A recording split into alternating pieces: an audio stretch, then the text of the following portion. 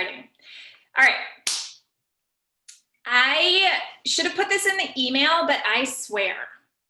I was gonna, because I forgot, I was gonna like tell, like I was gonna try not to tonight, but I might just not be able to. So if you have children nearby and you're worried about that, maybe get earphones or something, because I definitely respect people not wanting their children to hear me say the F-bomb, but it's very likely that that might happen. So bear with me on that one. All right, I'm Sara Alvarado. I don't know a lot of you. I know a lot of you, but there's a lot of you that I don't know. This call is a call to get us together in a room, to get uncomfortable, to feel our feelings, and to figure out what our next steps are. Actually, it's whatever you're going to take out of it. So you're going to take out of it what you're going to take out of it. My intent is to share a little bit about what I've learned. So I am, my identifiers, I'm a white woman, she, her, hers. I'm able-bodied. I am married to a man, and Jewish, Catholic, educated, middle class. Those are my identifiers. My last name is Alvarado, so sometimes people think that I'm Latina. I am super white, born in Madison, Wisconsin, and raised here. So my journey started in 2013. That's when I had a holy fuck, what is actually, I thought that the world was, I thought Madison was a lot different than it really was. So my eyes opened in 2013, and over the past however many years that is, I've been doing my work. I've been doing it personally. I was led to do it personally, but I also have learned that I enjoy doing it professionally as well. And what I do know is that I don't know a lot.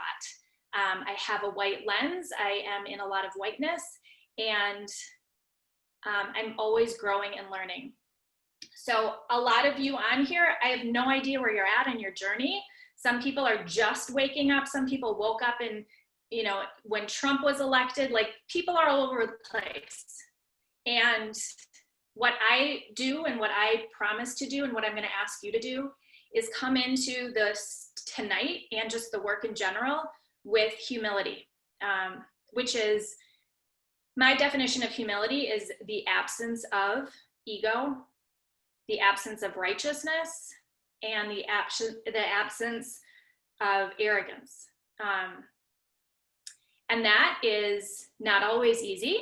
My mother taught me humility. I did not get much teaching of humility from my father. So that's how I check myself. And wherever you're at tonight, like there's going to be a lot of 101 talk. So instead of feeling like I already know this, try and find a different way. Or when you are in conversation with whoever you're in conversation in your breakout room, please remember the humility piece, because what I think is so important right now is whoever is asking, raising their hand and saying, I need to do more, I want to do more, I am like, I don't know what to do. It's our job as white people, as white women, to reach out and grab them, because the time is now. Like, obviously, I'm not going to go on about everything that's going on because you're here because you know. So we're going to skip all that part. Before we start, real quick, well, I already started. I want to just take a moment of silence to acknowledge why we're here, for all of the Black bodies that are not with us anymore, that have been the horrific impact of racism in our country. So if you wouldn't mind just closing your eyes in a moment of silence.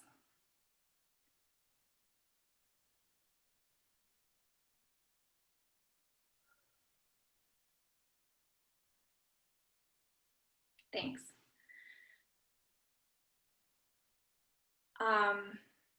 It's really, really bad.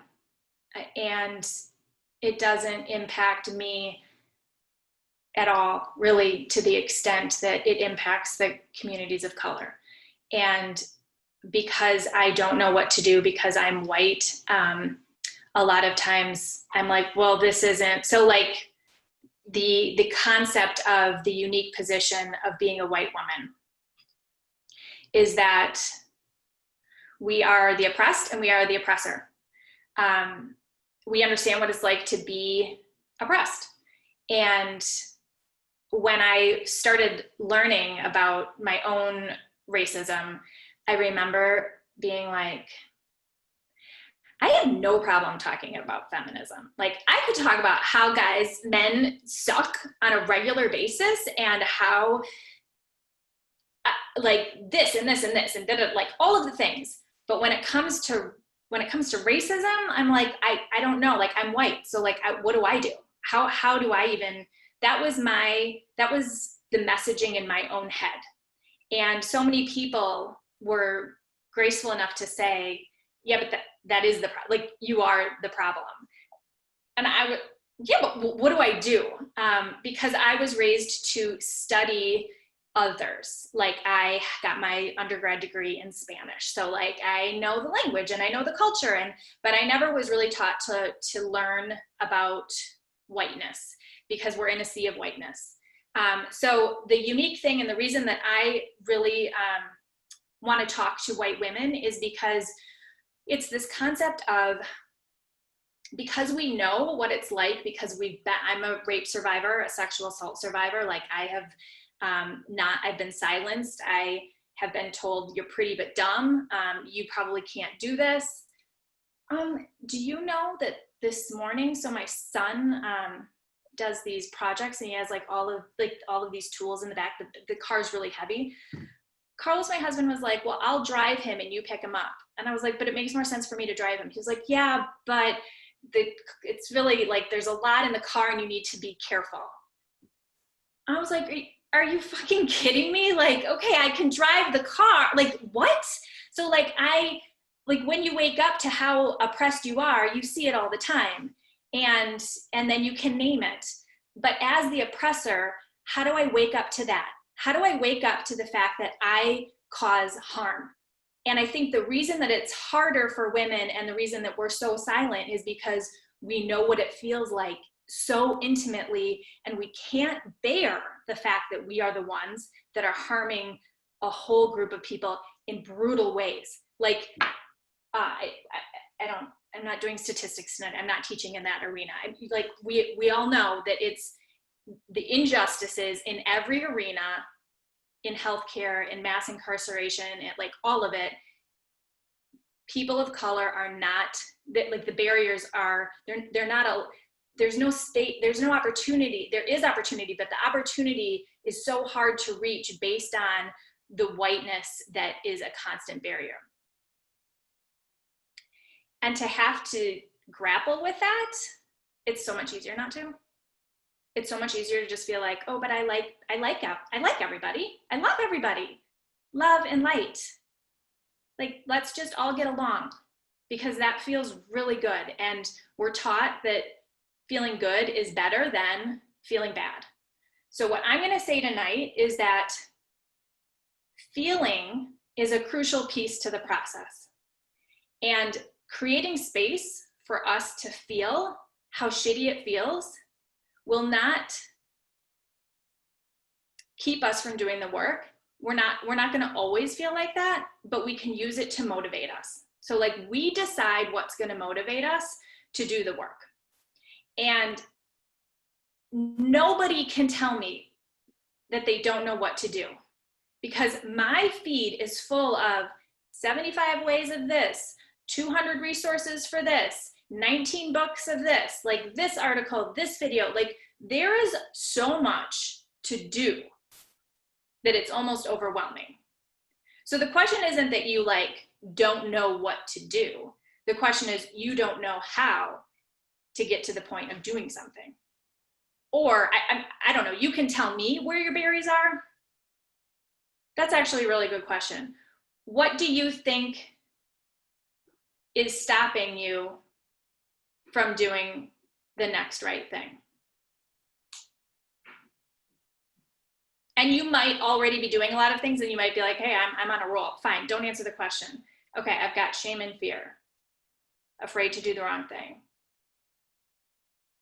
lack of courage, I feel like it's not my place. Overwhelmed and not sure where to start. Okay, so let's just quickly talk and keep going because we can look at these all day. I mean, people I think can resonate with this. So, so what I'm gonna go, so you already get it that the patriarchy wants us to be quiet, right? Like we know that we were raised to be perfect, to look perfect, to speak, like, don't say it unless it's perfect. Like all of the perfect bullshit, like that's like just working on that and you're working on dismantling racism. Like if you literally just work on the fact that you don't have to be perfect and you can be messy and nothing, like the world isn't going to fall apart, because when we don't say something because it's not going to be perfect, we're actually being like, that's oppressive. Like we're allowing ourselves to be oppressed. So speak up when you want to speak up and know that the world isn't going to necessarily end. Now, the other question is, well, yeah, but I don't want to cause harm. Okay, that's legit. That's legit. You can just, we'll just put that here because that's legit. But if we're still on the part of, I don't want to say anything because I'm scared, then that's where we start to notice everything moving forward is about noticing when the barrier is up, noticing when we don't want to speak because we don't want to say it wrong. And doesn't mean you're going to change it in that moment, but it means that you noticed it, because a lot of times you don't even notice it, and then we can actually change it later. So if we take away that, okay, yesterday I was at the park and this person said this and I didn't say anything. Okay, so you notice that, and then ask the question, why? Like, what was it? Was it fear? What am I scared of? Oh my God, I'm sorry, I got distracted. This is why chats are terrible for me. Okay, so I will get to what I just was distracted by in a second. So this concept of power is important as women, and obviously every little detail I talk about tonight could be blown up into like a 4-hour conversation. So like the fact that we're the oppressed and the oppressor, that's, if you want to just write that down, and someday if you're like, I don't know what to do, Google that shit and like get lost. I'm gonna like throw out things where you can, like, you're gonna have a calendar when we're done, and there are gonna be certain things that you can Google as part of your fun calendar work. So power dynamics. Because we are white women, we have this concept of power, and so there's lots of different layers of power, and power gets really complicated. But for what I want to talk about tonight, I want to talk about the concept of power over, power under, and power with. So when we are power over, whether it's our children, whether we're in a work situation, whatever the relationship dynamics are, it's unbalanced. It's not really healthy to have the power over. Power under, same thing, not really healthy. And it gets toxic-y. So then there's the power with. When I said to my friend a couple of years ago, I was like, I don't know what to do. I feel like white people suck. White women especially suck. And if one of my Black friends or someone could just tell me what to do, I'll just do it. Like, just tell me what to do, because I just want to not be a bad white woman anymore. Like this is horrible. This is a horrible feeling. What I'm doing right there is I was giving my power away. I was literally at that point feeling so desperate. I would have potentially called up one of my Black friends in a horribly harmful way and said, just tell me what to do. That's not practicing the power that you have in you to know what to do, to listen to your inner wisdom, and to stand in your own power. Because when we give away our power, then first of all, Black people are all different. Like the kinds of leadership, like you don't just like, not one Black person could tell me what to do and then that would be the right thing to do. It's the right thing for what? For them in that moment. It's a doing, it's an action, it's empty. It's super empty. So we have to learn to critically think. We know how to think critically. We need to apply it to our racial justice work. So that, because there are going to be Black leaders that you're going to be like, yes, I want to follow this one. This one is saying this. It doesn't resonate for me. that like that's, okay, I'm not reading. Amy, will you tell me if I need to read anything? Okay. And I am using Black right now more than people of color, specifically because Black Lives Matter, and that is where I am focused on right now. So also, I'm going to do another disclaimer, besides the fact that this is messy and life is messy, is that I will make generalizations tonight for the benefit of, and not, and like, so I might say something that later someone might say, hey, you could have said this differently. That's because I'm learning too. Okay, so don't take everything I say as gospel. Like, take me off of the freaking pedestal too. Like, nobody needs to be on pedestals. We are all doing this together. Okay, so critical thinking is really important when we're talking about this concept of doing the right thing, because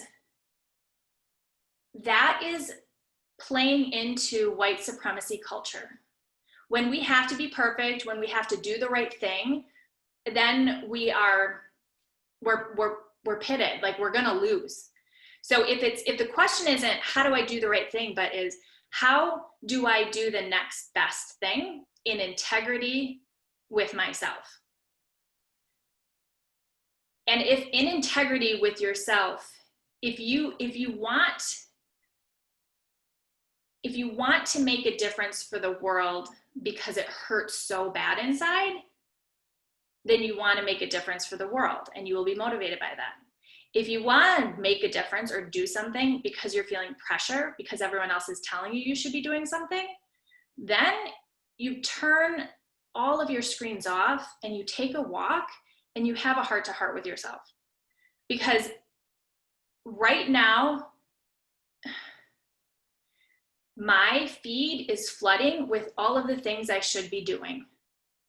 And that makes me freeze, and it makes me feel like I clearly am not doing enough, and therefore I'm a bad person, and I might as well just go to bed. So it's actually not helpful. So if you can see that, if you put your work hat on and you're like, oh, yes, of course there are things that I can and should be doing. So now let me turn my screens off, let me get in integrity with myself, and let me figure out what works for me and what doesn't work for me. What do I have capacity for? What is in my sweet spot? And who am I doing this for and why? And try to remember that when you're making decisions. So when there is that overwhelm, remember that there's always one thing you can do. The overwhelm is a trickster thing to make us feel like it's the same thing. It just makes us freeze. It makes us think that there's nothing we can do to make any change. So this is about you doing the work for you to liberate yourself from oppression, because when everybody is liberated, like it's a conflict. If you desire it for yourself, you want it for everybody. If you only desire it for other people, then what are we modeling? What do we really want? Like, am I willing to be silenced to the extent that my voice doesn't matter? Okay, so this is the other example of the critical thinking and the ways that the noise is silencing us. Have you heard people say that white women need to just sit down and shut up and listen? You can just nod your heads. Has anyone heard that we should just listen and shut up and stop taking up space and stay in your lane? Staying in your lane, you can be in a lot. Yeah, stay in your lane. Okay, someone said no, that's fine. The decentering ourselves and don't be in your feelings. Okay, so there's a lot of messages and they can get confusing if we don't dig into them. So when we get a message that doesn't resonate, because I'm like, okay, wait a second. I also have been listening to a message that said I should speak up because I've heard that I'm supposed to use my voice. So now am I supposed to use my voice and speak up, or am I supposed to sit down and shut up? And like, I don't know. I don't know what to do. I don't know if maybe I shut up and don't talk and just listen for like 3 months, and then am I in the position to speak up? Like, I don't know. So maybe I just am not going to do anything because I can't win. I literally was in a conversation She was like, I can't win. There's no way. So it's either this or that is the method for keeping us silent.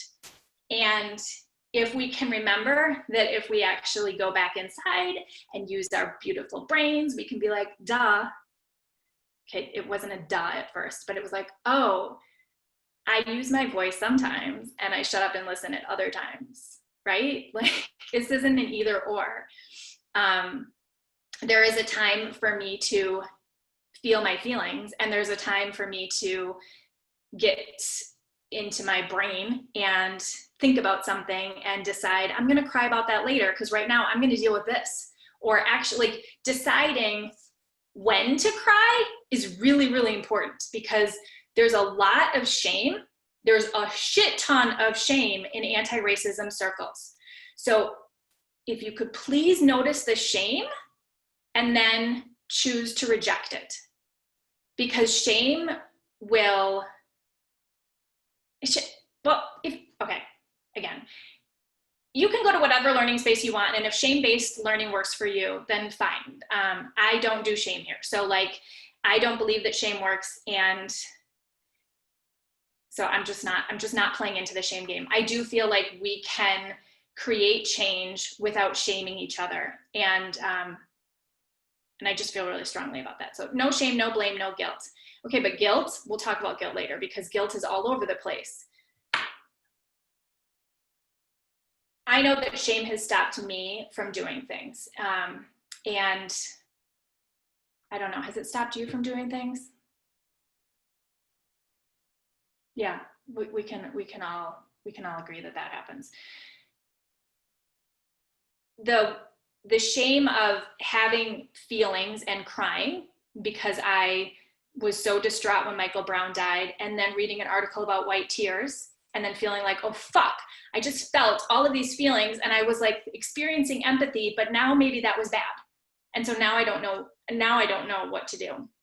My strong opinion on that is your feelings are so crucial. It's a matter of where you share them and with who you share them with. So like, yeah, if you're in a space of people of color and you're discussing something and you get like, it's drawing the attention away from the real issue, it's derailing it, but please go to the bathroom and cry your fucking eyes out, because like your heart hurts. And like, if our hearts don't hurt, then we're disconnected. That's like cognitive disassociation or some therapeutic word. I'm not a therapist, but it's like disassociation, right? Yeah, so that's one of the things that I really, really want white women. I was told don't cry growing up. I was told I was too sensitive growing up, and my sensitivity is my superpower. So fuck the patriarchy for telling us not to cry. I learned how to cry in my business, and it made me a better business owner. So crying is not the problem. It's where and how. It's a bunch of other things. So watch for that and be okay with your feelings. That's my 25 minutes of content sharing. Wasn't that fun? Because now you guys are all going to start talking to each other. Someone just said, should I try not to cry at these protests? I don't like the word should. And when you cry, yeah. So I guess that's a legitimate question. My opinion is if you have feelings, and your feelings are valid. So for someone to tell you not to cry, I have issue with that. Obviously, if you have a relationship and you're around Black people and your crying is disturbing to them, like, so my whole thing about what is right and what is wrong depends on my relationship with the people I am in relationship with. I am moved and I cry. The issue with the white tears conversation comes into play when my friend says, when the white woman says, this woman called me a racist, and now I am sad because she called me a racist, and now I'm going to cry because I'm not a bad person. you can still feel bad for being called a racist. You just go feel bad with your white friend. You don't need to bring it in, like you don't take away from the fact that a person of color was impacted by whatever you said or did. Like that is the focus on the impact that was created. It's not about your intention right now, because you'll learn as you do the work. I will touch on white saviorism and white fragility. You will learn as you do the work. What are you gonna learn? I don't know what I was gonna fucking say. you're gonna learn, Dia, stop it. Okay, you're gonna learn as you do the work that you can repair relationships, and that you're gonna learn how to have conversations that are effective. So for now, like when people are like, I've never had a conversation about this, okay, then start small. Start with your mirror. Like there are ways to do it, and the whole thing is you're gonna fuck it up, but if you're being really intentional and in integrity, and you're taking the right steps in a way that feels good to you, like then you're gonna cause less harm. But don't try to not cause harm, because you will cause harm. You have caused harm. Like we cause harm, and it's a matter of causing less harm. So how can I just cause less harm? Because if you don't say anything, you're causing way more harm anyway. Okay, we're gonna move on from that. So white fragility, and I'm gonna just quickly tap into white fragility, because if you read white fragility, read it for the concepts and notice the shame-based messages that come through. In a lot of how to be an anti-racist literature, this is my opinion, you can listen to lots of other people, there is shame-based messages coming at you. You can notice them, but please don't be impacted by them. I like to read my anti-racism work when I'm reading other people's work. It's the history that I wasn't taught, that I feel like I'm missing so much, and it's other people's experiences. I don't necessarily think anyone knows how to be an anti-racist as a white person. I think we're all learning, and I don't learn with shame. So I am a fragile human being. Amy was telling me it's vulnerability versus fragility, which I get, but if you're struggling to feel strong, it can feel a little harsh. So find your strength. When you find your strength, you can come into this work and be like, okay, I have a little bit of strength.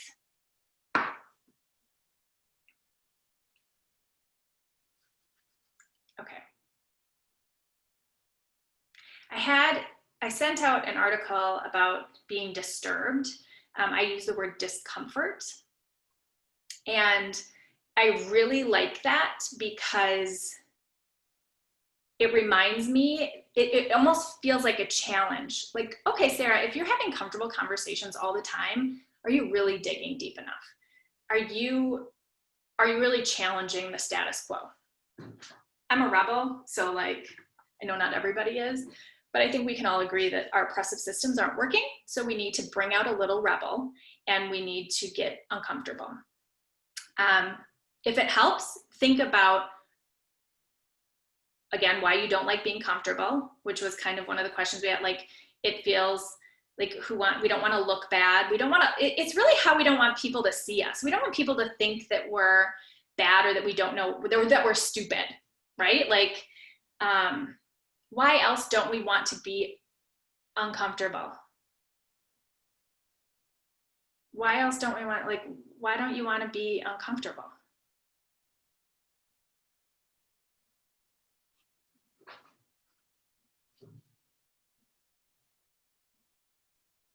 Can you throw it into the chat for me, please? You don't want to be labeled as bad.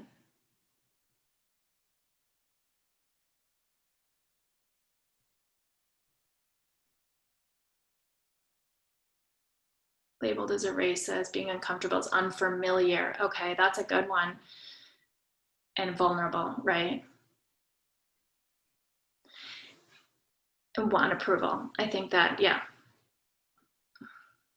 So then that's your work. Just start there. Start to learn how to be vulnerable. Start to see your strength in your vulnerability. And that can be in all areas of your life. Like that's going to help you everywhere. So if you're not ready, you know when you're ready for different conversations, but don't think that racism is all about, or don't think that fighting racism is all about, I don't know what people think it's all about, but it's work, in my opinion, on unlearning white supremacy that I have been entrenched with. Like it's all around me. So how do I unlearn it, and how do I dismantle it within myself? Because as I do that, then it took me 4 years to see how it was perpetuating racism in my business. Like I had done it in my personal life, I had done it in my family, like I was working it, but it's like it doesn't all happen overnight, and it's everywhere. I also think that if we can be proud of ourselves for doing hard things and get excited about, like we teach our children to do hard things, so like we should want to do hard things too. Like doing hard things makes the world a better place. So like then we just put our pants on and do some hard things, and we're like, okay, that's a thing. So I'm not going to unravel all of the ways of the feminine conditioning that puts us in this position of where we're at right now, which is like, I don't know what to do. I'm just going to have us do the next thing. So I'm just going to have you get uncomfortable. Sarah? Yeah. Sorry, we did have a specific question for maybe 1 or 2 examples of things that you changed in your business. That would be a different phone call. There's no way I have to, okay, so, but you just want one. No, I'm not going to go there right now. I appreciate that. And I will put it on my to-do list of, within a business. Step Up, Equity Matters in the Workplace is a great place for looking at workplace stuff. And I'm going to show you a resources page, and Step Up is in there. So that might be that, or you can message me later. Okay, so what you're going to do is you're going to have 10 to 15 minutes. What do we think, Amy? We're going to have 12 minutes, and then you're going to swap at 6.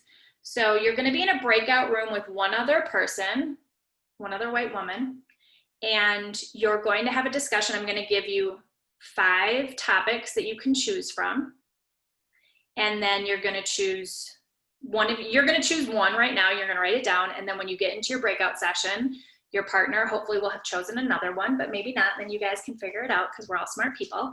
And you're going to have a conversation about one topic for 6 minutes. You're going to get a little thing on your screen that says switch or 6 minutes left or whatever Amy's going to say. So you'll know when you're going to switch, and then you're going to have a different conversation. And you're going to notice, well, you're going to practice being uncomfortable. So say some things that you would be like, that you're like, that might be stupid, or like whatever. Say things, experience the process of, because there is so much grace here. Like you're going to give each other so much grace because you want to do better, and it takes practice. I don't know about you, but I wasn't raised in a household where we talked about race growing up a lot. And I was taught that you shouldn't talk about race, religion, politics, especially in the business world. So like, wait, now I'm doing it wrong, but now I'm doing it right. Like what? So that's, again, when you decide what's right and what's wrong for you. And for me, talking about it loudly is what's right for me. So that's me standing in my power of what I'm going to believe in unapologetically. Really quickly, I'm going to share my screen and read to you what some of the, give me 1 second. Thank you for your kindness.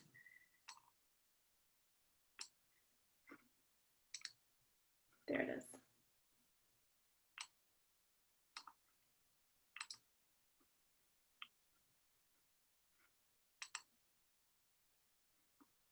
Can y'all see this? Yeah? These are the conversation guidelines. They're not tips. They're guidelines. They're the rules of the conversation tonight. Okay. Use I statements. Like don't speak for others. Be honest and be willing to share and be vulnerable. Be brief. So like if you notice yourself babbling on and on, like try and be brief. Now you're with one other person, so it's going to be easier. Watch for detours and try and stay on topic. So this one's really hard. When people start talking to me about the destruction of properties, I'm like, well, let's actually talk about racism.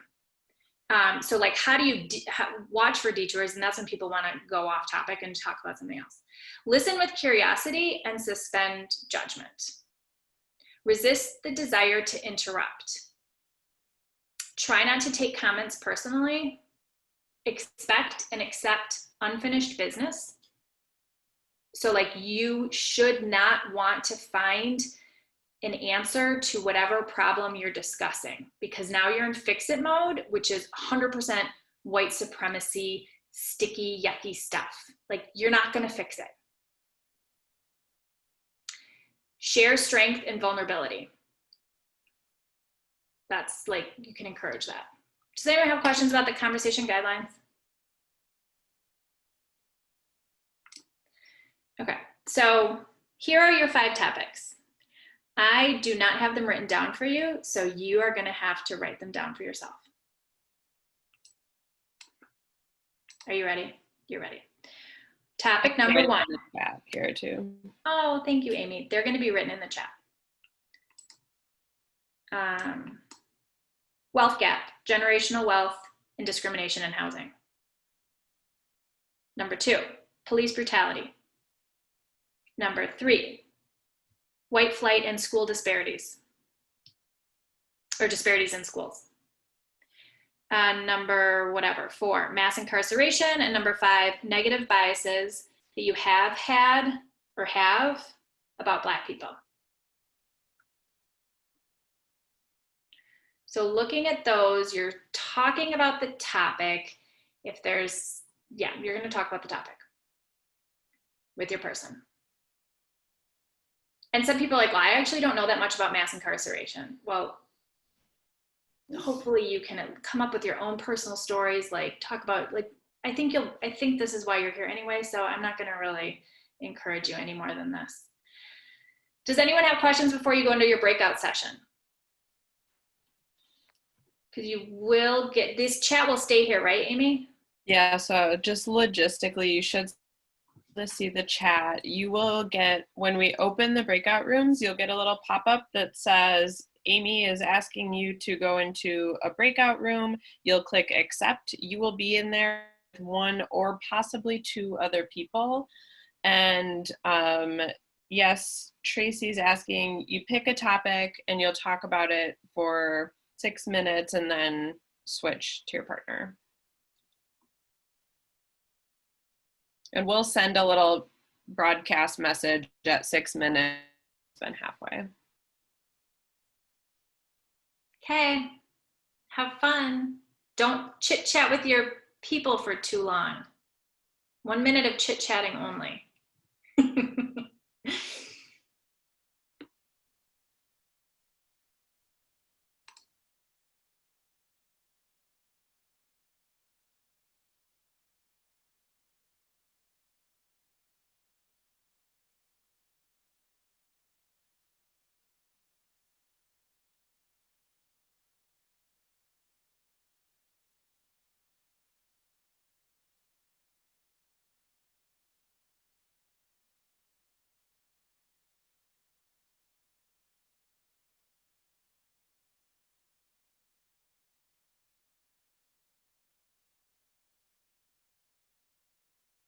I think you muted everyone.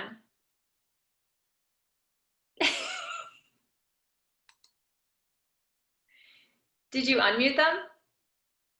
Okay. I just clicked to unmute all. So are these people in the waiting room? Nope.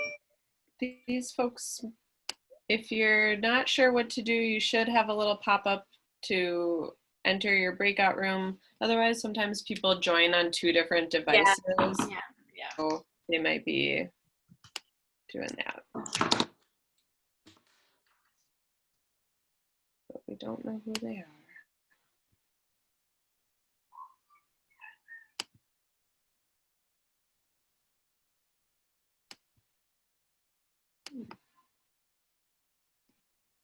Can I see the chat? Oh, Hi, Shelley. You're joining us at an interesting time. Oh, well, I was in and then I got disconnected and Okay. then I had to come back. So I do, yeah, I was in here. I heard the beginning parts, but I didn't hear the question. Okay. So, folks are, oh, interesting. Sorry, I'm getting a request for help in breakout room 12. Wow. Oh, wait, the host is. I don't know. So Shelley, we've got folks in breakout rooms, just talking with a partner. So I'm going to assign you to a random room and you'll probably be in there with 2 other random people. Okay, thank you.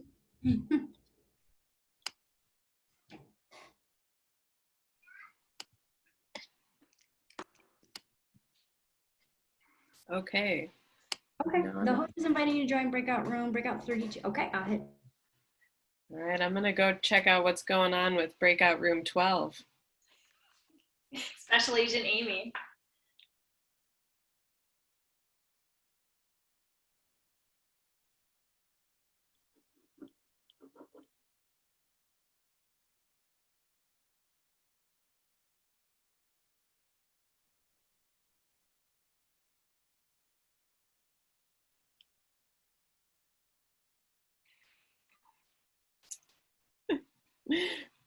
Lorena's partner left her.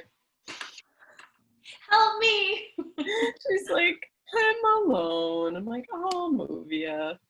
All right.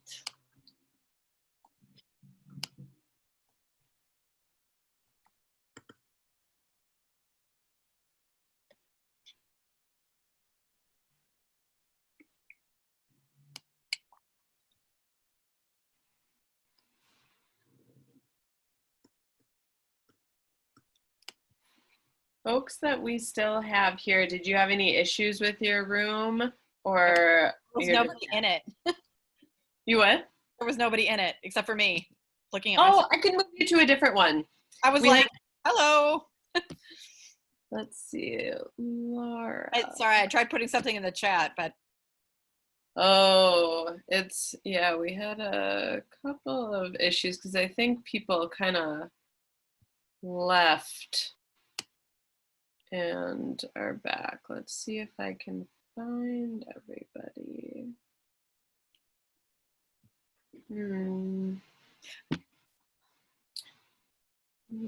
Okay.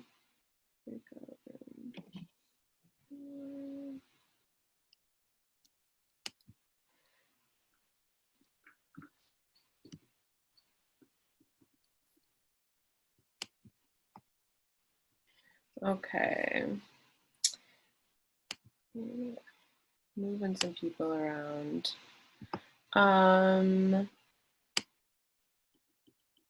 Let's see.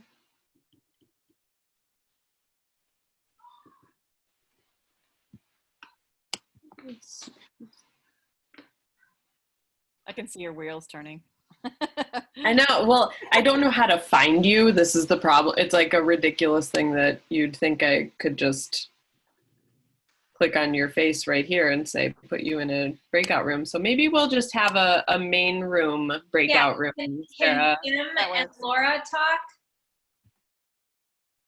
Kim can't talk because she's muted. Oh. Got it.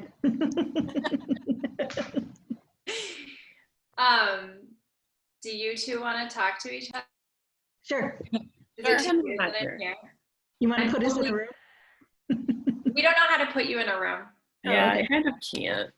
I literally have been on a Zoom conference calls all day. I just had a huge conference today and I'm exhausted and I keep yawning. So I apologize if I keep yawning. But I was like, I don't want to miss this. So I'm just going to jump in. Sure. What are we supposed to talk about, Amy? Laura, do you have the list of did you get that part? Yes, there was wealth gap, generational wealth, or housing discrimination. Which one did you pick? I picked police brutality. Okay. So another one I picked, just in case somebody else had that, was negative biases against Black people. That was my backup. but I guess I don't really know how to start the conversation. I don't really know, like, what do you say about it? I mean, it's police brutality is wrong, but Right. how does that? Are you talking about specifically as how it relates to Black people, or just police brutality in general? Well, definitely police brutality in general. I mean, on one hand, you can see where it comes from. I mean, that's an incredibly stressful job. Nobody's going to be perfect all the time, but you do have those systematic bad actors, and the tendency to protect everybody and keep them in the force, I guess, is the thing that's really disturbing. I mean, everybody's going to have a bad day, but it's the ones that are perpetual that build the culture inside the department. And it's the head of the department that's like, this is okay, and we're not going to really take action. I mean, that's where the problem is. And I feel like, especially going on lately, I think it's become more evident that some people get into that line of work because they have a God complex and they feel the need to be in control of things and people. Mm-hmm. And I think sometimes they get away with it a little bit, and that, it's like with anybody who has an abuse of power, I think it enables them and encourages them to do it even stronger and do it stronger. And, sometimes I don't even think it has anything to do with race. I just think I think you did something wrong, and I think that you need to be punished for it. And I think that systemically, I think the ones that are happening in the news lately tend to be more racial. But there was a white cop that was just, I believe it was in Arizona or maybe it was LA, and he got shot in the back of the head by a looter. And one of my white friends on Facebook is like, how come this isn't all over the news? I'm like, well, because there's 10 million things on the news just like that right now. Right. It's kind of one of those things where it's like, it's a vicious cycle, because now people think, well, if the police are going to be brutal to us, we're going to be brutal to them. And I feel like now it's become a catch-22 of all cops this and all cops that and all looters this. And, anybody who's not 100% following the law needs to be abused and needs to be knocked down. And if they would just obey the law, then none of this would happen. But I don't think that's necessarily the case either. Yeah, I mean, certainly people are targeted. We used to have an old beater car in Maine. Maine is back in 30 years ago, was all white. I mean, just, there's like 10 people in the state that weren't white. Right. And, that's about it. So, I mean, it's the same thing. We knew that if we drove that car, we had two cars. We knew if we drove the beater car, that we would get pulled over if we went 4 miles over the speed limit, so you just knew that if you had to take that car, you were going to drive exactly the speed limit, come to a full and complete stop, count to 3. I mean, Right. It's kind of that thing. Because you could count on it. And so I would be the one to drive the beater because I would less likely to get stopped than my husband because he was a guy. So. Right. And I don't know how familiar you are with up north. You gotta love the Northwoods. It's very similar. Yeah, so I'm from Eagle River, a town of 1,300 people. All of them except for one were white. Yeah. In my junior year of high school, I think it was, I dated the guy he was technically half black, half white. His dad was white and his mom was black, and she lived in Madison. And he was getting into trouble in Madison, so she shipped him up to, white bread Eagle River. And so we casually dated for a little while, and that really exposed me to a lot of things I'd never been exposed to before. We have a lot of Indian population up there. Yeah, we have Indian too. Yeah. Yeah, and my parents were the probably the only white people that they're out there on the lakes with the bands supporting the Indians, and people were like, I think my dad saw your dad at the protest against the Indians. So it was like I grew up with an anti-Indian thing with my parents, who are very Democratic and very liberal in a very Republican area and very conservative. So I kind of always had that things just aren't right, and things just, it doesn't feel safe to talk about them with the vast majority of people that are around me, but it always bothered me. But, Right. Then we have this black kid move to our school, that not that we grew up with, but all of a sudden it's like, he just almost got transplanted, and you just knew if you were hanging out with Mark, you were getting in trouble, because and he had a big old, dumpy Impala, and it was like, I mean, imagine it was, he brought some Madison, flavor back here, but it was one of those things where it was like, you just knew if you're around Mark, you're more likely to get in trouble, for sure. Yep. Right. Yep. It's interesting. And as much as you watch it, and there's only so much you can say. And at some point it's kind of like, you just have to speak up and say something. It was like, well, why do you always get pulled over? You're not doing anything different than anybody else in town. Right. Yeah. So that definitely was a topic of a lot of conversations, even growing up in high school, which was a very strange experience, having one person in our entire town who was not white. Right. It's true. So, yeah. The whole systemic racism, I mean, I saw it. It starts at birth. I mean, I own Fired Up Pottery, so I was doing footprints in a baby room at a daycare, and handprints, and they let all the babies. These are little babies under 12 months. They let all of them touch the paint, do the paint, and then when the black kids' turn, they said, "Oh, he can't do it," and they didn't even let him try. I was like gobsmacked, to borrow that phrase from my English friend. I was like, seriously?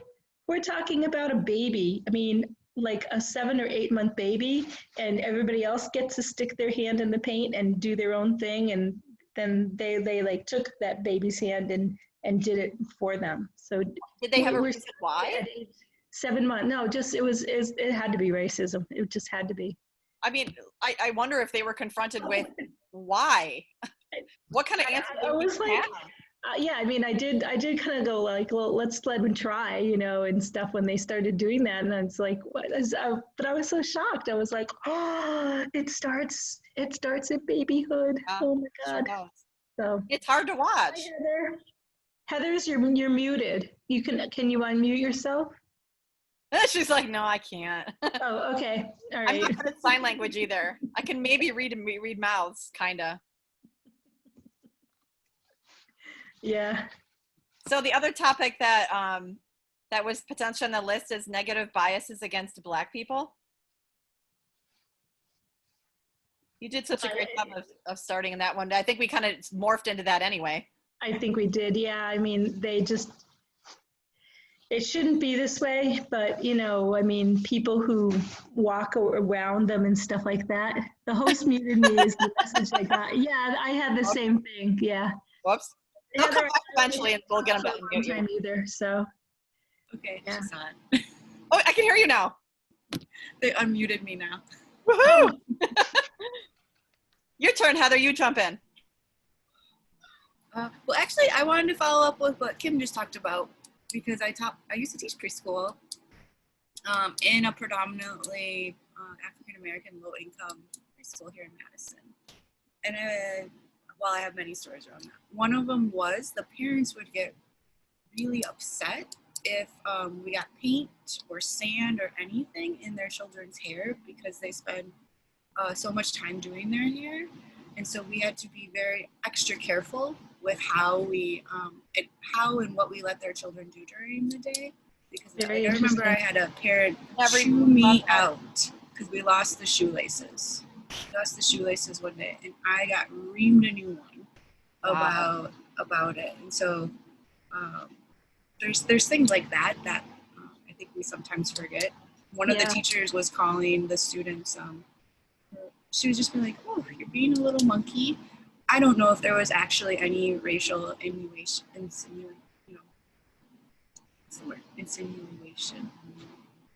going on, but she did get fired because the other staff and parents took big offense to it. And I mean, I've called my son a monkey before, and he's very white. Yeah. Right. But yeah, she was calling all the kids monkeys. It wasn't just she was singling out, because she was actually my co-teacher. Right. And we were in the toddler preschool room. Yeah. Yeah, you have to switch it to friends, or friends is always good. Yeah. It's kind of like when people get offended that when you say guys and there are ladies in the room, you have to say something, not just assume that everybody wants a man identity. So it's probably along the same routes yet in racial tones. It is. Yeah. Yeah. Wow. Those Heather, I all did not know that. happened. That's crazy. Well, about the hair too, then maybe they got less, they couldn't experience things in the same way. They're held back because of the standards of hair care and stuff like that. So, and I could see that happening. It's sad, but you can. And it's a lot of things that we don't think about, even like, Or know about. Like Right. I literally, I mean, I know I see a lot of celebrity Black women on their Instagrams, showing you all the things that they're doing at home during their hair care for COVID. I'm like, oh my God, this is literally my hair when I get out of a shower. And this is what it looks like when I go to bed. And this is what it looks like when I wake up. I don't care if it gets rained on. I don't care. Like nothing matters to my hair at all. But it's one of those things where it's just, it's not an ignorance thing. It's just a naivety thing. Yeah. Hi, Dina. Well, I don't know. That's her fake picture. So, hi, Sarah. Sarah's back. Yeah. I think we have like 60 seconds and everyone's coming back. So Okay, that's cool. Oh, I think they're all popping back in. Okay. They are. Well, this was lovely talking to you, Kim and Heather. It was good We talking gotta- to you, Laura. We got a extra special three-way conversation.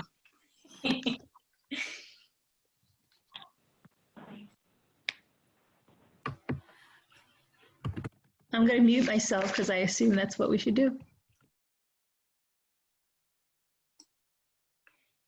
Yep, Amy's muting everybody.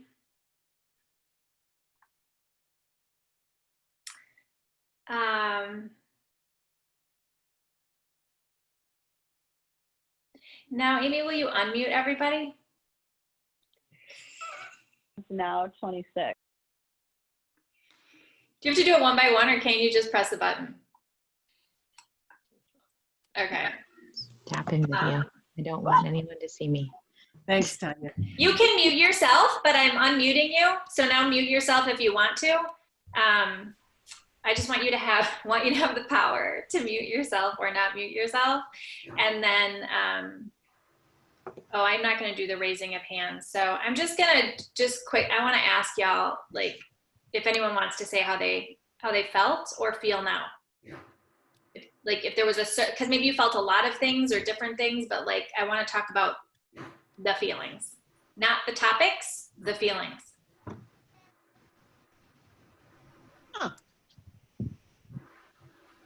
I'll go. I'm feeling comfortable. And that's maybe or may not be a good thing, but I'm feeling comfortable. You're feeling comfortable? Is it because you're in bed? No, I don't mean that kind of comfortable. I I mean comfortable in conversation. So the conversation was comfortable for you? Yes. Okay. Anyone else want to share? I'll go. I am not comfortable. There was a lot of talking about like my own feelings of shame and my own biases, which makes me feel less than like I did something wrong. It's a kind of a yucky place to live in. Okay. Thank you for sharing that. I'll share and just say that I feel like the conversation that I had with Heather and Kim, it really made me feel like I've been paying attention to this and more cognizant of this, going way back further, like to my younger years than I even thought I even did. I originally thought it was kind of like, oh, it must have been when I moved to Madison. It was like, no, it was back in high school when I started seeing things and getting exposed to different, races and different cultures, and, having my friends take a stand and having very democratic and liberal parents in a very conservative white bread kind of town. So I just realized I've been thinking and processing this stuff probably in the back of my mind for a lot longer than I've realized. Okay. Yeah. That's because it's a part of you. I'm just going to quickly say, Amy, did you notice that some people can't mute or whatever? We're all good with that? Okay. I trust you're all good with that. So Laura, you felt like it's been like, you noticed that it's been around for a long time. And so you are actually intellectualizing when and how, but it's such a tricky thing that they're like, that's the intellectualizing part. And there's so many layers of complexity to it that I'm just starting to understand. Yeah. Okay.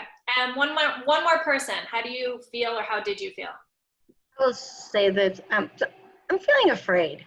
I'm afraid that we're not going to change this, that it's going to go away in a week and it'll happen again, because it has over and over and over. I hear that fear. I'm afraid of that too. Leisha, did you want to say something? You can't mute you. You can't. Oh, okay. Well, I can't help you right now, but I love you. All right. So fear gets in the way because we can at least do things, right? Like, here's the thing, is that we can't fix it individually. And so there's individualism, and then there's collectivism, or whatever that word is. And our fear, what do we do when we're scared? Like, how, I know that when I'm scared, I say I'm safe and I'm loved, and not everybody is safe. And so what can I do not to make everybody safe, because it's unrealistic to make everybody safe, but to what's the next right thing that I can do? And I don't have an answer to that, Tracy. I can just tell you that I've experienced the same thing. I'm wondering if Kathy would unmute herself. I think I'm unmuted. Hi, beautiful Kathy. Kathy, I asked Kathy if she would talk to me a little bit so that you can all just listen to her and I talk just for a little bit about how to talk about how we feel about it. Part of this is the intellectualizing. So if we can notice, when we're talking about issues as white people, we love to intellectualize stuff. And so, like, this is again the noticing of when we're in our head versus when we're in our heart, and how we can move through things effectively. We want to be effective. We don't want to be perfect, but we want to be effective. So one of my efficiency is something that I used to value, and I'm trying to value it less, because I don't think efficiency for the anti-racism work that I want to do is helpful at all, because it just like doesn't match. So my work that I've been in is, Sara, how can you just be in the process and let it be for the long haul? I don't think any of this is really going to change dramatically in the next 20 years. But for fuck's sake, am I going to sit around and do nothing for the next 20 years? Because my kids are watching me. So, like, my kids are listening to the conversations I'm having. So I am not doing this for me and what I can say I accomplished in my lifetime. I'm doing this because I really, really do hope that my children will be in a better position than I was, and be more aware or more available or more capable than I was in my 20s. Like, I'm 45 and waking up. You know what I mean? Like, all right, sorry. I just went off because sometimes I do that. Detour. I'm joking. How do you feel, Kathy? What's that? How do you feel right now? I feel hopeful. Cool. Do you ever feel guilty? Oh my goodness. All the time. I have, someone mentioned Brene Brown in the chat earlier. And there was, although I had read about guilt, I had read about shame, I read that shame is definitely not helpful. Guilt can be helpful as long as you don't get stuck there. It wasn't until a interview that DeRay McKesson did with Brene Brown, where they talked about it, that it became a little more clear to me that I think I internalized it. For me, the guilt is it's the fuel. The guilt that people who looked like me did horrible things and continue to do horrible things to people who do not look like me, that makes me feel horrible. That makes me feel guilty. But if I only feel guilty, and if I'm wringing my hands and feeling overwhelmed, then nothing is going to change. And you mentioned your kids, Sarah, and I see other people chatting about children or grandchildren or other children in their lives. But I don't want my son to feel this way.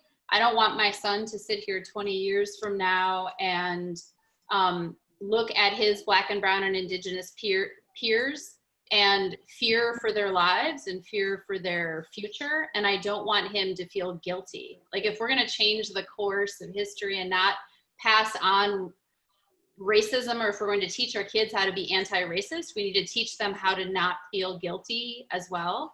But it's hard. It's really, really hard. Is it you're teaching him not to feel guilty? I'm teaching him not to get stuck in the guilt. Like, I see it as there's different kinds of guilt, just like there's different kinds of love and whatever, but like there's toxic guilt and there's useful guilt. Okay. So can you explain those two?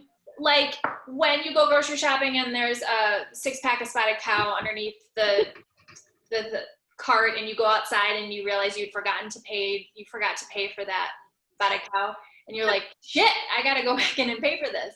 Like, you feel guilty for a hot second. Okay. And then you go pay for it. Or the useful guilt is when you're like, oh my God, I can't believe I have been not doing anything for so long. Oh wait, let's do one that's not about racism. Like, I haven't cleaned my house for so long. It's going to motivate, like, I feel guilty that my house looks like this. Like, it's going to motivate, like, you can either have toxic guilt, which is like, I'm the worst, and then never do it. Mm-hmm. And that holds us back. But useful guilt can like you said, you said that guilt fuels you. Yeah. So when I hear your definitions of toxic guilt and useful guilt, toxic guilt sounds like my definition of shame. That shame, when I feel shameful, I feel stuck, I feel scared, I feel like we talked about at the beginning of the call, where I'm afraid I'm going to cause harm. I'm afraid I'm going to do something wrong. And so then I get stuck and I don't do anything, or I'm definitely not my best self. And so I need to pull myself out of those spaces. How do you do? Say again. How do you do that? So for me, because I'm like, I need to move to change. I'm movement oriented. And so sometimes if I'm in a place, it's literally getting out of that place. It's going for a walk and centering myself. I think, it's calling friends like you, who I know are going, you're on this path with me, or on this struggle with me. I know I can be honest with you. I can be vulnerable with you. I feel confident. Say again. You share it. I share it. And I have now built, over the past few years, there's a few people that I reach out to for different reasons. If it's parenting related, I reach out to some of those folks. If it's community related, if it's work related, but we have a relationship because it hasn't, we didn't decide one day that was going to be the way that we were going to interact, right? But through building trust, I now know that they're a resource for me. It's funny, I just got distracted by the chat because I saw someone say that I'm Jewish and guilt comes with the territory. So I was raised Catholic, right? And so I think of the Catholic guilt. Yeah. It's really also, I think it's like, you choose if it's working for you or not. And so to say that I feel guilty and now it's going to be a barrier, like, you can actually choose to be like, you know what, Jewish guilt, that's a thing. It's not going to work for me today. Like, I'm going to do something different. Right. And so I also, when I get a little bit stuck, I also think about, what are the alternatives? What is this doing for me? It's not doing anything for me, but if I stay in this place, then what does that mean, right? And then sometimes I think I feel guilty about feeling guilty, right? About how we feel miserable about being miserable. And I think then, you say, what do you do? Like, sometimes I think I like laugh at myself or roll my eyes at myself. Right. And some of that is like the being gentle and the giving yourself compassion that you give to others. That's something I struggle with, but I've had others who model it for me, and people who give it to me, and people who check me when I'm, not doing it for myself or others. So yeah, I think really having a group of white women when it comes to racial justice that I can reach out to. And the one thing that I really appreciate about having somebody that I can talk to is because I have had experiences where I will feel guilty and they will try and make me feel better. And that's not like, how can guilt be on the table right now and acknowledged, but don't coddle me? Yeah. And how can we then move, like, okay, now what? Like, why don't you feel guilty for 5 minutes or bitch about, it's like, have you ever heard of like the bitch fest for 5 minutes where you're like, let's just bitch for 5 minutes and then we'll move on? It's kind of like guilty too. Like, let's not diminish it and like suppress it. But let's also not like, cause I have had such but Sarah, you do so much. And it's like, that's not the point. You know what I mean? Like, I don't feel good right now. And so help me with that, dearest Kathy. Hey, Sarah. Yeah. Hey, Sarah. Sorry, or maybe Kathy, I don't know, maybe you both have opinions on this, but there was a question in the chat, is feeling guilty a privilege? And other folks were finding that an interesting question. Do you have thoughts? Yeah, I guess it's a privilege. I mean, there's a lot of definitely being privileged creates guilt because we have something that other people don't have. So I don't know if it's a privilege to feel guilty, but clearly if you feel guilty about your privilege, you have a lot of privilege. Or not a lot, you have privilege in whatever area you feel guilty about, perhaps. So it could be a sign to acknowledge your privilege and not feel guilty for your privilege. I'm not in the chat, so I'm not reading it anymore. Yeah, I could add real briefly, Amy, that I think when we're talking about being in a space of guilt and having a choice if I'm going to act or not act, that to me is the privilege in it. That, yeah. Right? That I have, I'll just leave it there. And then I'm gonna, we're at 7:17, so Kathy, I love you. Thanks for talking. I wanna say to Dina, like, I'd rather feel guilty than entitlement. So when COVID-19 happened and I was like inundated with guilt because I felt so safe in my really privileged world, there was someone who said to be grateful for what you have is where then there's the absence of entitlement. So if you're in gratitude, because there's some people like, oh, it's so hard having all of this stuff, but like there's this balance of entitlement, guilt, and gratitude. So not to like not, and I'm still working through this because a lot of times I didn't really want to be white. Like it's just like I would almost I've said that before, I've thought it before. Like I just wish I weren't even white. So it's not something that necessarily goes away, but if we focus on it for a really long time, we can get stuck in it. So I'm gonna unstick us right now, and it's not something that I don't want to talk about. It's important to talk about for me within a balance. And being embarrassed to be white, yeah. So then it's like that's real, and now what else are we doing? Because we're not going to sit around and talk about our feelings all the freaking time. Okay, so one of the things that Black people are asking us to do is see them and see their experiences.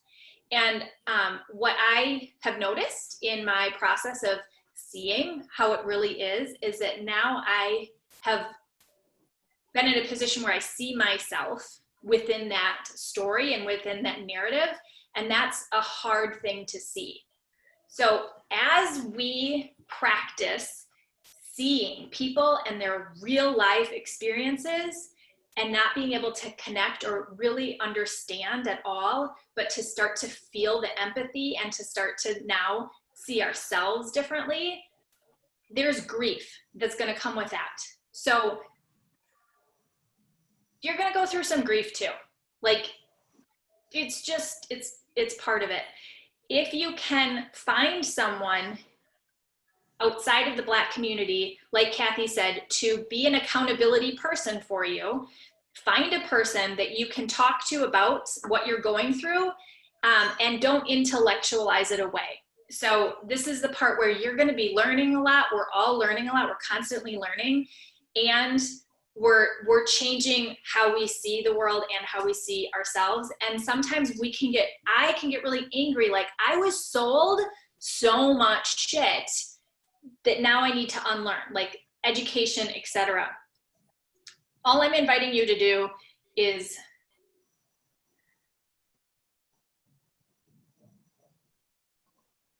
to be gentle on yourself, in a way that doesn't give you a pass out of the work. So if you stand up today, or whatever day you stood up and said, I'm done living in my bubble, I'm ready to do the work, then that's your day. Like, put it on the calendar. Like, it was whatever. Like, for me, I could tell you the day. It was in 2013. Okay, I can't. It was like I could if I look back at my calendar, but it was on a Saturday in 2013, and I was like, I'm done. I'm not parenting my children the way I wanted to parent them. I need to be a different person. Today's the day that I'm going to be a different person. And like, that takes a lot of time, and it doesn't happen overnight. So be gentle with your sweet, sweet soul and commit to doing it for the long haul. And if you're worried that it's going to all go away in 3 months, it might in a lot of people's world, but you're not going to go away. Like, you're going to commit to it. And then when you're like, but I don't know what to do, now we're going to talk about all the things that you can do. Not really, but kind of. Okay? Because I'm going to like now speed up. This is when I'm going to be like speedy. All right, hold on. This is my Post-it note that we're going to talk about. Okay, so this is how I work within my process. This is in a circle because you don't start with awareness and then go to analysis and then go to action and then go to accountability. You just are always going around in different circles, and then sometimes you're in one and sometimes you're another. However, in the very beginning, this is what I notice.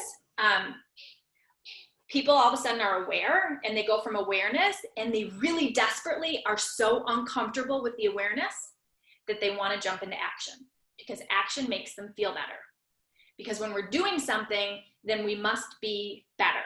And part of white supremacy is better. We want to be better than the next white person. All of a sudden we realize we have been a shitty white person, and now I have to quickly be a better white person.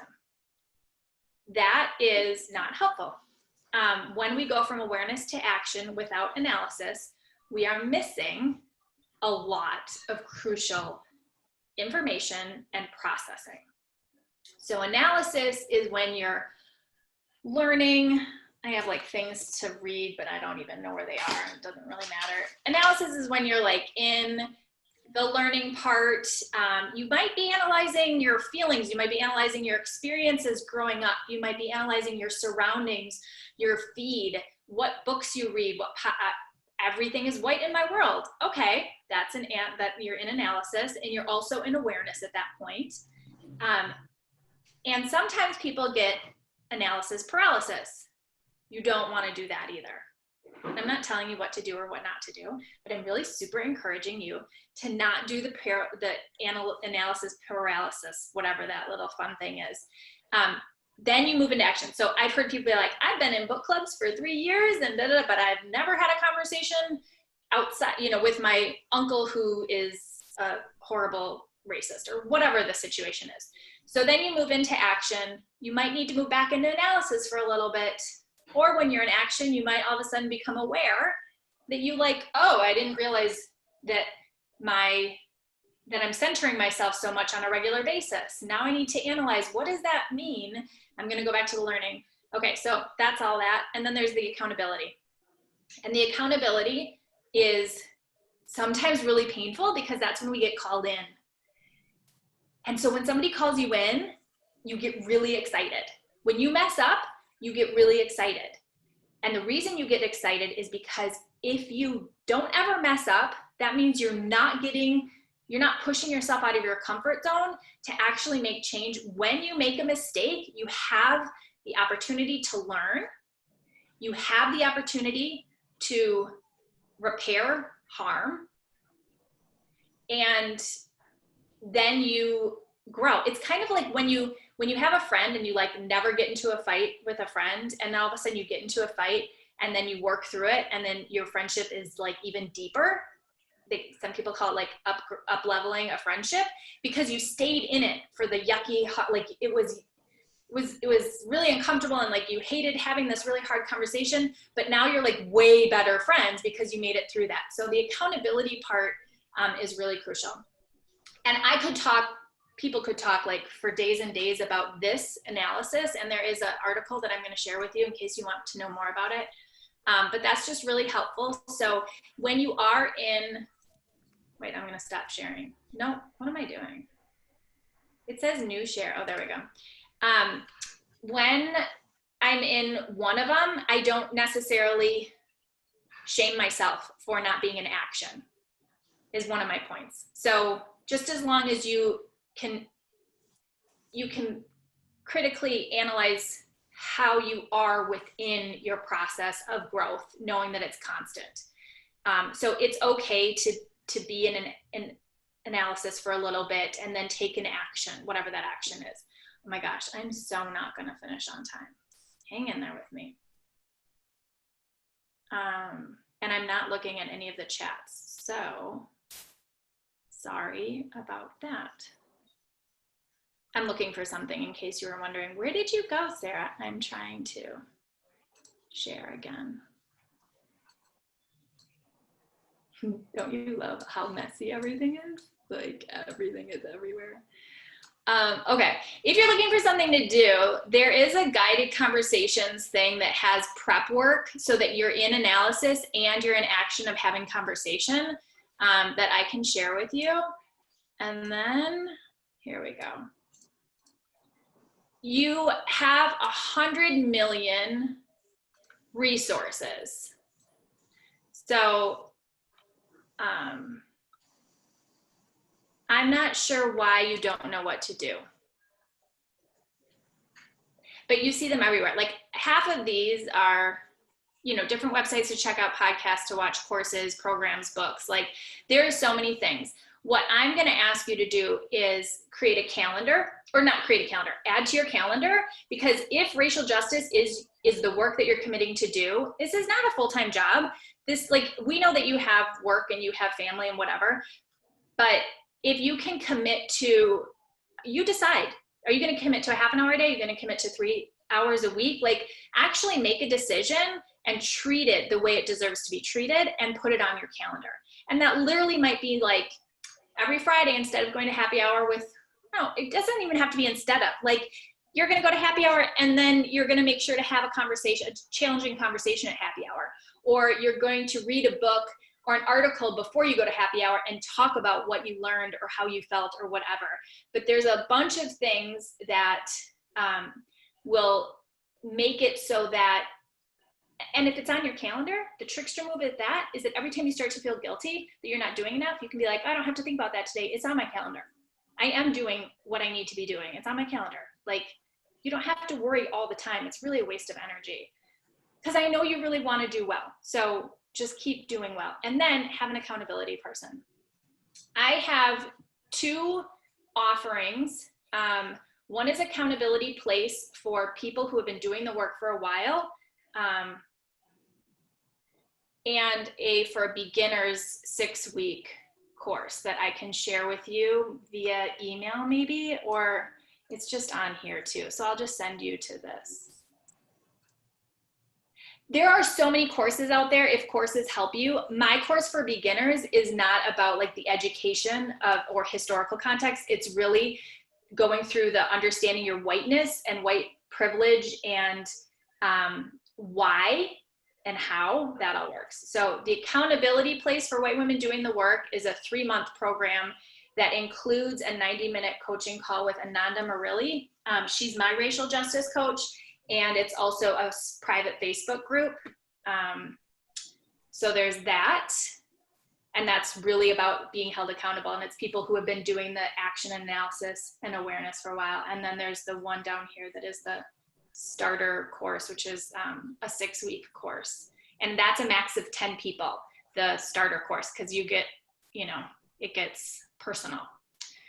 So, okay, so people were talking about what to do. I want to make sure that oh, and then the 10-person challenge. So I was like, I shouldn't be talking to white people about racism because I'm a white person, and that's a thing. And my racial justice coach was like, there are so many white people who don't have access to people in the racial justice field and or people of color. Plus right now, people of color are like, please don't talk to me. Like, I'm kind of trying to deal with my own grief right now. So find some of your white people and bring them into the conversation, and trust that you won't get it right, but that at least you tried, right? Like if you can speak from if you can say, I don't really understand, but like if you use the conversation guidelines to be in conversations with people, you're gonna cause less harm. It's not about what people should or shouldn't do. This is what I'm learning, and this is how I'm incorporating what I'm learning. Where are you at, white person friend? Or instead of getting into a fight with them on their thread, pick up the phone and be like, hey, I saw that post, I'm a little confused. If we go into it with humility to try and get curious and understand where people are gonna come from, we're way more capable of actually getting into relationship with them. So like when we're in relationship with people, then there's humanity. Like people are humans doing the best we can. I got a lot more to say, but like I'm at 7:31 and feeling all sorts of like pressure. So this call was really to lay some shit out and to practice it a little bit, and really mostly encourage you and give you a couple of tools to practice on your own every single day, and to remember that you don't need a checklist to be a better person. You're already awesome because you're showing up and you're awesome, and you don't need to pat yourself on the back, but I will pat you on the back if you're not comfortable patting yourself on the back. I'm gonna also hang out for another 15 minutes if anyone wants to chit chat. Otherwise, mwah, on with your evenings. Mucho, mucho love.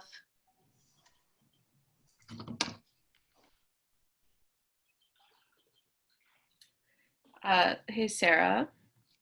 Yeah. Lots of folks in the chat were interested in connecting with each other, possibly through a Facebook group. I'm wondering if you have any recommendations of existing Facebook groups, focused on white people trying to do the work and learn from each other.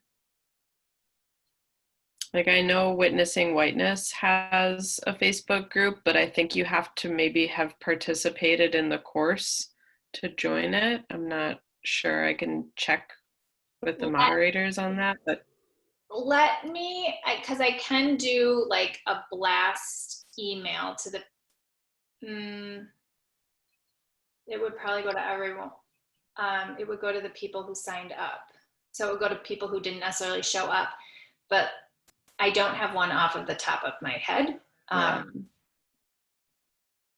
Kirsten says she can talk to people at. No, sorry. That's not how that works. Is a podcast, and they have a Facebook group. If you like listen to one or two of their podcasts, and then you can. And can we start one? Maybe. I have feelings about that. But that's just that kind of Facebook group requires pretty heavy moderation.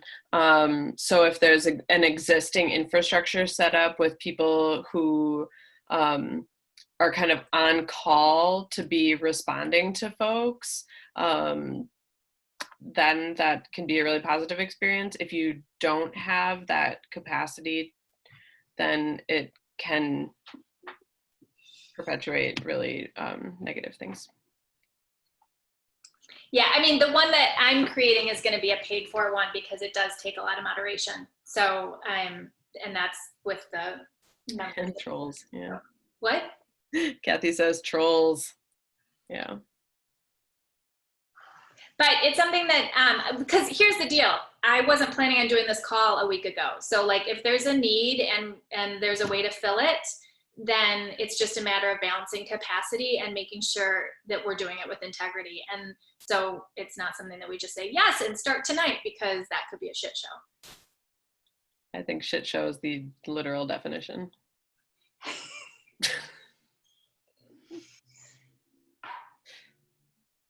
Does anyone want to throw a question out for fun since you're all still here?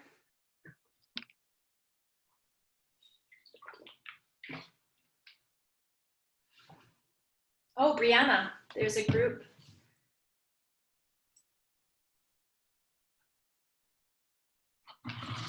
Thanks, Megan. Be the bridge. It's all Christian influences. That would not be my kind of group, but Laura, you are busy as fuck, and you're such a great moderator of Facebook groups. You're like the queen.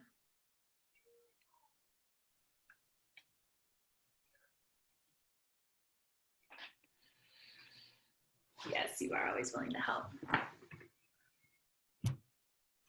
Resources for steps city government can take on. I'm in sustainability.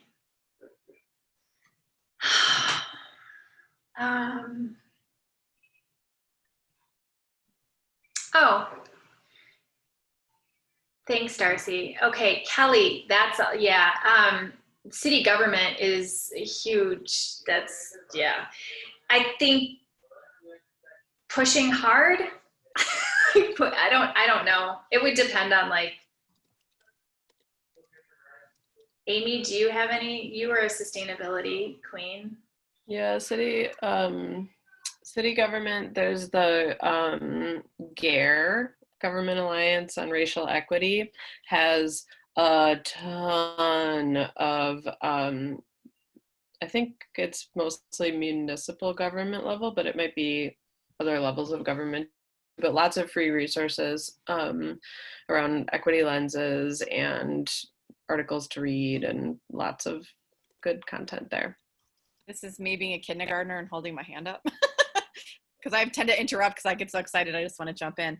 I think the thing that I'm really going to end up taking away from a lot of this is that everybody here probably takes in and receives information in completely different ways.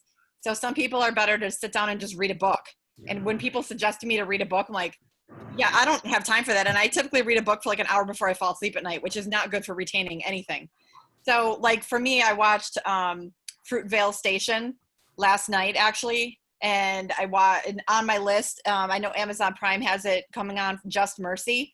And I'm finding that for me right now, with being really busy, movies are the best way to keep me engaged, involved, and then I can kind of see it more. And I have a degree in sociology, so it's more from a sociological perspective that I'm kind of seeing things. And I think books are maybe like the next step for me down the road when I get to be a little bit more savvy and, you know, all the terms and I understand things a lot more. But for me as a I'm not say 100% beginner, but really just trying to look at it from a new, fresh lens, is movies already have just been completely eye-opening for me to be able to just see some things from a different perspective. Yeah, that's a good tip. There's on the, someone has a resources list, which I linked to on mine, that is like 10 movies or 10 documentaries. So plus Google is the best thing ever. Right. It's like personal learning. Everybody learns differently. So find something that helps you learn and what you're comfortable with. I do a lot on Audible because I love to read and I read a lot, but there's a lot of nonfiction is really hard for me to retain that information. And so I started doing Audible on like my bike ride to work, and it's like you get this little 20-minute chunk, and listening to it for me is just better.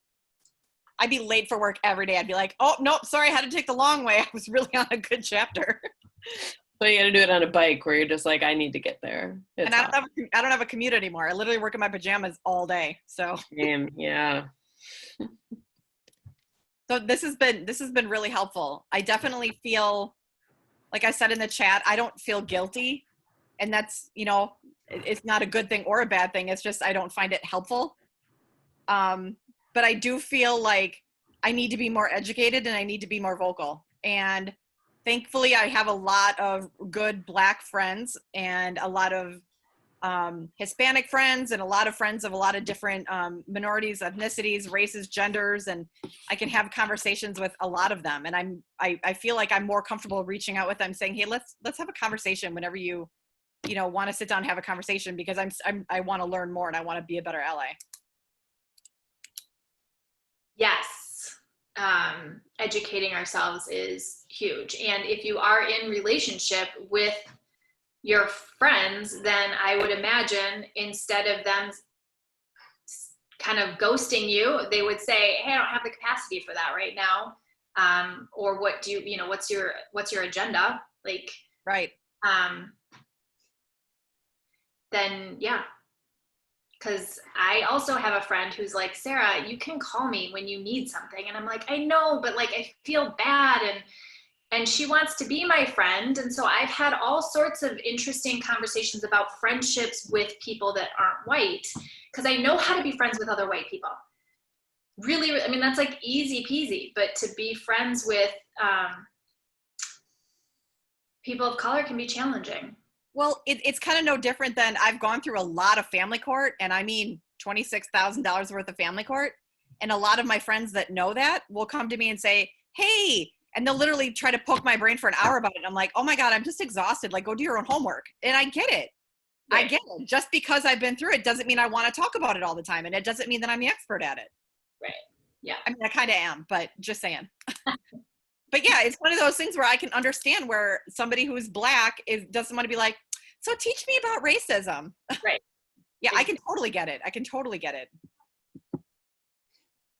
Yeah. I'm gonna probably check out soon. If anyone has one more thing they want to share. Thank you. That's what I'll share.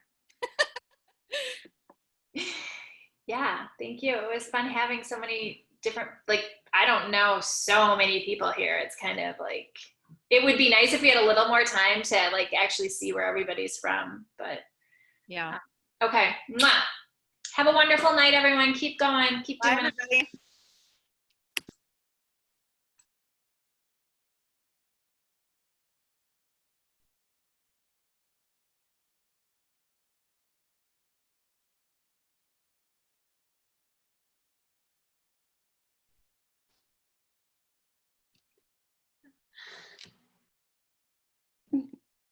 Like, oh, Sarah left too. I was gonna say, I hey, was good gonna job. say like, okay. Hi, Amy. Bye, Hi. Amy. All right, I think I can stop recording.